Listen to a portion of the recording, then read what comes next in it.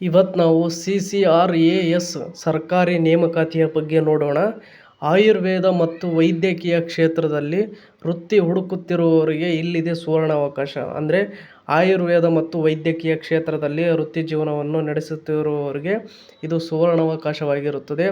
12ನೇ ತರಗತಿ ಪಾಸ್ ಆದವರಿಗೆ ನೀವು ಅರ್ಜಿ ಸಲ್ಲಿಸಬಹುದಾಗಿರುತ್ತದೆ. ಜಸ್ಟ್ 12th ಪಾಸ್ ಆದರೆ ಸಾಕು, ನೀವು ಅರ್ಜಿ ಸಲ್ಲಿಸಬಹುದಾಗಿರುತ್ತದೆ. ಮತ್ತು ವೇತನ ಇದರಲ್ಲಿ ನೋಡುವುದಾದರೆ 56,100ರಿಂದ ಇದು ಸ್ಟಾರ್ಟ್ ಆಗುತ್ತದೆ. ನೀವು ಕೆಲಸ ಮಾಡಿದಂತೆ ಮತ್ತೆ ಹೆಚ್ಚಳ ಕೂಡ ಆಗುತ್ತದೆ. ಇನ್ನು ಇದರ ಸಂಪೂರ್ಣ ಮಾಹಿತಿಯನ್ನು ಇಲ್ಲಿ ತಿಳಿದುಕೊಳ್ಳೋಣ ಬನ್ನಿ. ಸರ್ಕಾರಿ ಉದ್ಯೋಗಗಳಿಗೆ ತಯಾರಿ ನಡೆಸುತ್ತಿರುವವರಿಗೆ ಇದು ಸುವರ್ಣ ಅವಕಾಶವೆಂದು ಬಂದಿದೆ. ಮತ್ತು ಆಯುಷ್ ಸಚಿವಾಲಯದ ಅಧೀನದಲ್ಲಿರುವ ಸಂಸ್ಥೆಯಾದ CCRAS ಅಂದರೆ central council for research in Ayurvedic sciences ಅಂತ ಆಗಿರುತ್ತದೆ. ಮತ್ತು ವಿವಿಧ ಹುದ್ದೆಗಳಿಗೆ ನೇಮಕಾತಿಗಾಗಿ ಅರ್ಜಿ ಸಲ್ಲಿಸುವ ಪ್ರಕ್ರಿಯೆಯನ್ನು ಪ್ರಾರಂಭಿಸಿದೆ. ಈಗಾಗಲೇ ಅರ್ಜಿ ಸಲ್ಲಿಕೆ ಪ್ರಕ್ರಿಯೆಯು ಆರಂಭವಾಗಿದ್ದು, ಆಸಕ್ತ ಮತ್ತು ಅರ್ಹ ಅಭ್ಯರ್ಥಿಗಳು ಅರ್ಜಿ ಸಲ್ಲಿಸಬಹುದಾಗಿರುತ್ತದೆ. ಅರ್ಜಿ ಪ್ರಕ್ರಿಯೆ ಆರಂಭವಾಗಿದೆ.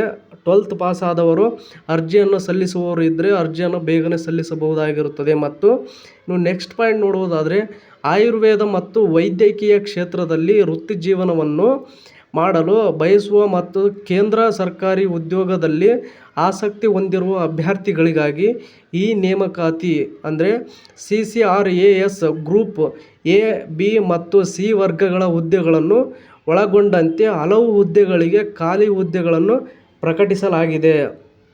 ಇನ್ನು ನೆಕ್ಸ್ಟ್ ಪಾಯಿಂಟ್ ನಾವು ನೋಡುವುದಾದರೆ, ಯಾವ ಹುದ್ದೆಗಳಿಗೆ ನೇಮಕಾತಿ ನಡೆಯಲಿದೆ, ಯಾವ ಹುದ್ದೆಗಳಿಗೆ ನೇಮಕಾತಿ ನಡೆಯಲಿದೆ ಎಂಬುದರ ಬಗ್ಗೆ ನೋಡುವುದಾದರೆ, ಫಸ್ಟ್ ಪಾಯಿಂಟ್ ಸಂಶೋಧನಾ ಅಧಿಕಾರಿ ಅಂದರೆ ಆಯುರ್ವೇದ ಆಗಿರುತ್ತದೆ. ಮತ್ತು ಸೆಕೆಂಡ್ ಸಂಶೋಧನಾ ಅಧಿಕಾರಿ ಅಂದರೆ ಜೀವರಾಸಾಯನ ಶಾಸ್ತ್ರವಾಗಿರುತ್ತದೆ. ಇನ್ನು ನೆಕ್ಸ್ಟ್ ಸಹಾಯಕ ಸಂಶೋಧನಾ ಅಧಿಕಾರಿ ಆಗಿರುತ್ತದೆ.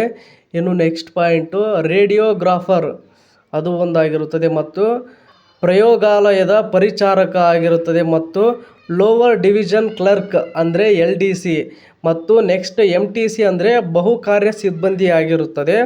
ಇನ್ನು ನೆಕ್ಸ್ಟ್ ಪಾಯಿಂಟ್ ನಾವು ನೋಡುವುದಾದರೆ, ಅರ್ಹತೆ ಏನಾಗಿರಬೇಕು, ಈ ಅರ್ಹತೆಗಳ ಬಗ್ಗೆ ನೋಡುವುದಾದರೆ, ಸಂಶೋಧನಾ ಅಧಿಕಾರಿ ಆಯುರ್ವೇದ ಹುದ್ದೆಗೆ ಆಯುರ್ವೇದದಲ್ಲಿ ಸ್ನಾತಕೋತ್ತರ ಪದವಿ ಕಡ್ಡಾಯವಾಗಿರುತ್ತದೆ. ಮತ್ತು LDC ಎಂತಹ ಹುದ್ದೆಗಳಿಗೆ ಅಭ್ಯರ್ಥಿಗಳು 12ನೇ ತರಗತಿ ಪಾಸ್ ಆಗಿರಬೇಕು ಮತ್ತು ಕಂಪ್ಯೂಟರ್ ಟೈಪಿಂಗ್ ಜ್ಞಾನವನ್ನು ಹೊಂದಿರಬೇಕಾಗಿರುತ್ತದೆ. ಅಂದರೆ LDC ಎಂತಹ ಹುದ್ದೆಗಳಿಗೆ 2nd PUC ಪಾಸ್ ಆಗಿದ್ದರೆ ಸಾಕು ಮತ್ತು ಅದರ ಜೊತೆಗೆ ಕಂಪ್ಯೂಟರ್ ಜ್ಞಾನವನ್ನು ಹೊಂದಿರಬೇಕಾಗಿರುತ್ತದೆ.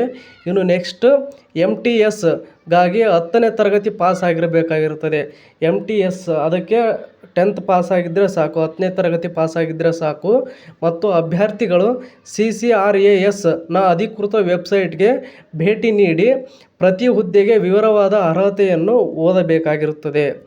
ಇನ್ನು ನೆಕ್ಸ್ಟ್ ಪಾಯಿಂಟ್ ನಾವು ನೋಡುವುದಾದರೆ, ಅರ್ಜಿ ಪ್ರಕ್ರಿಯೆಯ ಬಗ್ಗೆ ನೋಡುವುದಾದರೆ, ಆಸಕ್ತ ಅಭ್ಯರ್ಥಿಗಳು CCRASನ CCRAS.niki.in ಅಧಿಕೃತ ವೆಬ್ಸೈಟ್ಗೆ ಭೇಟಿ ನೀಡುವ ಮೂಲಕ ಆನ್ಲೈನ್ನಲ್ಲಿ ಅರ್ಜಿ ಸಲ್ಲಿಸಬಹುದಾಗಿರುತ್ತದೆ. ಮತ್ತು ಅರ್ಜಿ ಸಲ್ಲಿಸಲು ಕೊನೆಯ ದಿನಾಂಕವನ್ನು ಇನ್ನೂ ಶೀಘ್ರದಲ್ಲೇ ಘೋಷಿಸಲಾಗುತ್ತದೆ. ಆದರೆ ಶೀಘ್ರದಲ್ಲಿ ಘೋಷಿಸಬಹುದು. ಆದ್ದರಿಂದ ಅಭ್ಯರ್ಥಿಗಳು ವಿಳಂಬ ಮಾಡದೆ ಸಮಯಕ್ಕೆ ಸರಿಯಾಗಿ ಅರ್ಜಿ ಸಲ್ಲಿಸಬಹುದಾಗಿರುತ್ತದೆ. ಯಾರು ವಿಳಂಬ ಮಾಡದೆ ಅರ್ಜಿಯನ್ನು ಸಲ್ಲಿಸಿ. ಮತ್ತು ಆಯ್ಕೆ ಪ್ರಕ್ರಿಯೆಯ ಬಗ್ಗೆ ನೋಡುವುದಾದರೆ, ಅಭ್ಯರ್ಥಿಗಳನ್ನು ಲಿಖಿತ ಪರೀಕ್ಷೆ ಮತ್ತು ಸಂದರ್ಶನ ಮತ್ತು ಟೈಪಿಂಗ್ ಪರೀಕ್ಷೆ ಅನ್ವಯಿಸಿದರೆ ಆಧಾರದ ಮೇಲೆ ಆಯ್ಕೆ ಮಾಡಲಾಗುತ್ತದೆ. ಮತ್ತು ಲಿಖಿತ ಪರೀಕ್ಷೆಯಲ್ಲಿ ಸಾಮಾನ್ಯ ಜ್ಞಾನ, ಆಯುರ್ವೇದಕ್ಕೆ ಸಂಬಂಧಿಸಿದ ಪ್ರಶ್ನೆಗಳು ಮತ್ತು ತಾರ್ಕಿಕತೆ ಮತ್ತು ಇಂಗ್ಲಿಷ್ನಂತಹ ವಿಷಯಗಳಿಂದ ಪ್ರಶ್ನೆಗಳನ್ನು ಕೇಳಲಾಗುತ್ತದೆ. ಇನ್ನು ನೆಕ್ಸ್ಟ್ ಪಾಯಿಂಟ್ ನಾವು ನೋಡುವುದಾದರೆ, ಎಷ್ಟು ಸಂಬಳ ಸಿಗಲಿದೆ. ಇದರಲ್ಲಿ ಸಂಬಳ ಎಷ್ಟು ಸಿಗಲಿದೆ ನೋಡುವುದಾದರೆ ಹುದ್ದೆಗೆ ಅನುಗುಣವಾಗಿ ವೇತನವನ್ನು ನಿಗದಿಪಡಿಸಲಾಗಿದೆ. ಅಂದರೆ ಯಾವ ಯಾವ ಹುದ್ದೆಗೆ ಎಷ್ಟು ವೇತನ ಎಂದು ನಿಗದಿಪಡಿಸಲಾಗುತ್ತದೆ. ಇನ್ನು ಸಂಶೋಧನಾ ಅಧಿಕಾರಿಯಂತಹ ಹುದ್ದೆಗಳಿಗೆ ಲೆವೆಲ್ 10ರ ಪ್ರಕಾರ ವೇತನವನ್ನು ನಿಗದಿಪಡಿಸಲಾಗುತ್ತದೆ, ಅಂದರೆ ನೀಡಲಾಗುತ್ತದೆ. ಅವರ ಆರಂಭಿಕ ಮೂಲ ವೇತನ ಸುಮಾರು 56,100 ರೂಪಾಯಿ ಆಗಿರುತ್ತದೆ. ಮತ್ತೊಂದೆಡೆ LDC ಮತ್ತು MTS ನಂತಹ ಹುದ್ದೆಗಳಿಗೆ ಲೆವೆಲ್ 2 ಮತ್ತು ಲೆವೆಲ್ 1ರ ಅಡಿಯಲ್ಲಿ ವೇತನವನ್ನು ನಿಗದಿಪಡಿಸಲಾಗುತ್ತದೆ. ಇನ್ನು ಇದೇ ತರಹದ ಮತ್ತಷ್ಟು ಉದ್ಯೋಗಕ್ಕೆ ಸಂಬಂಧಿಸಿದ ಸುದ್ದಿಗಳನ್ನು ಓದಲು ನಿಮ್ಮ ಜಾಬ್ಸ್ ಆ್ಯಂಡ್ ಎಜುಕೇಷನ್ ಅಪ್ಡೇಟ್ಸ್ ಚಾನಲ್ಗೆ ಸಬ್ಸ್ಕ್ರೈಬ್ ಆಗಿ. ಈ ವಿಡಿಯೋ ನೋಡುತ್ತಿರುವವರು ಇನ್ನೂ ಯಾರ್ಯಾರು ಸಬ್ಸ್ಕ್ರೈಬ್ ಆಗಿಲ್ವೋ ಪ್ಲೀಸ್ ಎಲ್ಲರೂ ಸಬ್ಸ್ಕ್ರೈಬ್ ಆಗಿ. ನೀವು ಮಾಡುವ ಸಬ್ಸ್ಕ್ರೈಬ್ ನಮಗೆ ಮೋಟಿವೇಶನ್ ಆಗುತ್ತದೆ. ಪ್ಲೀಸ್ ಎಲ್ಲರೂ ಸಬ್ಸ್ಕ್ರೈಬ್ ಮಾಡಿ, ಶೇರ್ ಮಾಡಿ.